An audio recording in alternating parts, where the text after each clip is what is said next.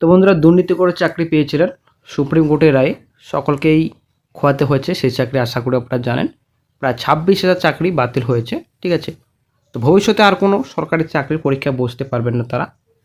গত কয়েক বছরে যে বেতন পেয়েছিলেন তাও দিতে হবে ফেরত সুদে আসলে। এবার 2016 এসএসসি বাতিল হওয়া প্যানেলের দাগি চিহ্নিত প্রার্থীরা ক্ষতিপূরণের দাবি করলেন রাজ্য সরকারের কাছেই। তো বন্ধু, একটা গুরুত্বপূর্ণ আপডেট, নতুন আপডেট উঠে আসছে। এসএসসি সেকেন্ড রেজাল্টের বিষয়ে একটা গুরুত্বপূর্ণ আপডেট রয়েছে। আবার কিন্তু নতুন মামলা কোর্টে 16 আপডেট রয়েছে। চাকরিহারা বর্তমানে কিন্তু সুপ্রিম কোর্টে কি রিপিটিশন দায়ের করছেন, আশা করি আপনারা জানেন। বর্তমানে রিপিটিশন দায়ের করেছিল, সেটা খারিজ হওয়ার পর কি রিপিটিশন দায়ের করেছে। চাকরিটা কিন্তু বর্তমানে বসে নেই, এমএ ফাইল করেছিল, এমএও খারিজ হয়েছে। কিছু এসএলপি ছিল, এসএলপিও খারিজ করা হয়েছে। তবুও কিন্তু চাকরিটা বর্তমানে বসে নেই। নিজের হকের চাকরি কীভাবে ফিরে পায় সেই বিষয়ে কিন্তু অবশ্যই নজর দিচ্ছেন। নিজের হকের চাকরি কীভাবে ফিরে পাবেন, তো যোগ্য চাকরিটা কিন্তু বর্তমানে বসে নেই।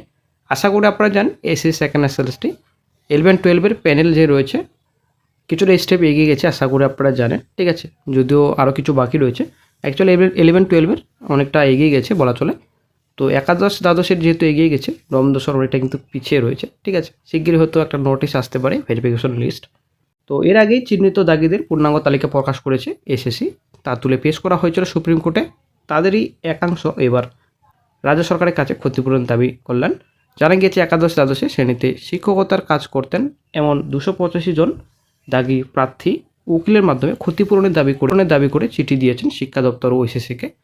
তারা প্রত্যেকে 10 কোটি টাকা করে ক্ষতিপূরণ চেয়েছেন। সুপ্রিম কোর্টে জমা দেওয়া হলফনামায় এসএসসির নবম দশম ও একাদশ দ্বাদশ মিলিয়ে 1806 জন দাগির নাম প্রকাশ করেছে। এর মধ্যে নবম দশম শ্রেণীর 997 জন এবং একাদশ দ্বাদশে 809 জন ছিলেন। সূত্রের খবর, একাদশ দ্বাদশের মতো নবম দশম শ্রেণীতে শিক্ষকতা করতেন প্রায় এমন 250 প্রার্থী একই পথে হাঁটতে চলেছেন। তারাও শীঘ্রই ক্ষতিপূরণ চেয়ে চিঠি দেবেন রাজ্য সরকারের কাছে। দাগে চিহ্নিত একাদশ দ্বাদশ শ্রেণীর চাকরিহারা শিক্ষক বিপ্লব বিবার বলেন, আমরা ন্যায় বিচারের দাবি করছি। আমাদের সঙ্গে অন্যায় হয়েছে, সরকার দোষ করলো অথচ আমাদের দাগি চিহ্নিত করে দেওয়া হলো। এটা হতে পারে না। হয় আমাদের ন্যায় বিচার দিতে হবে, না হলে ক্ষতিপূরণ বাবদ প্রত্যেককে 10 কোটি টাকা দিতে হবে।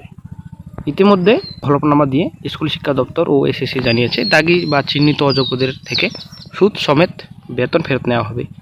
আদালতে দেওয়া ওই হলফনামায় শিক্ষা সচিব জানিয়েছেন, টাকা আদায় জেলা শাসকদের নির্দেশ দেওয়া হয়েছে। টাকা আদায় হবে Bengal public demand recovery act 1913 অনুযায়ী। মাধ্যমে বেতন ফেরতকে ধরা হবে সরকারি বকেয়া হিসেবে। অর্থাৎ যেমনভাবে তুমি ভূমি রাজস্ব সরকারি কর জরিমানা আদায় করা হয়, সেভাবে বেতন খাতে দেওয়া অর্থ ফেরত নেওয়া হবে। বেতন ফেরতের প্রক্রিয়া শুরু হওয়ার আগেই সরকারের উপর চাপ বাড়াতে ক্ষতিপূরণের দাবি করছেন চিহ্নিত দাগিরা।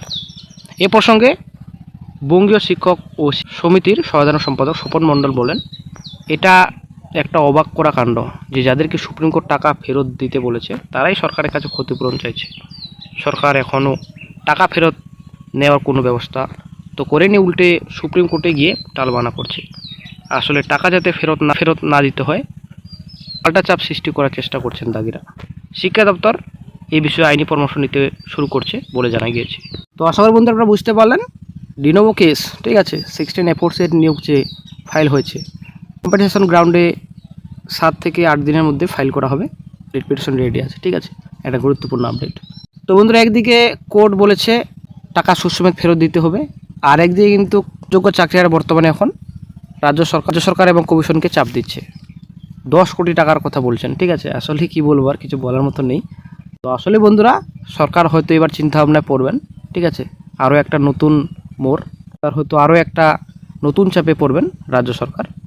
আর এদিকে এসএসসি সেকেন্ড এসএলএসটি মামলার পর মামলা কলকাতা হাইকোর্টে।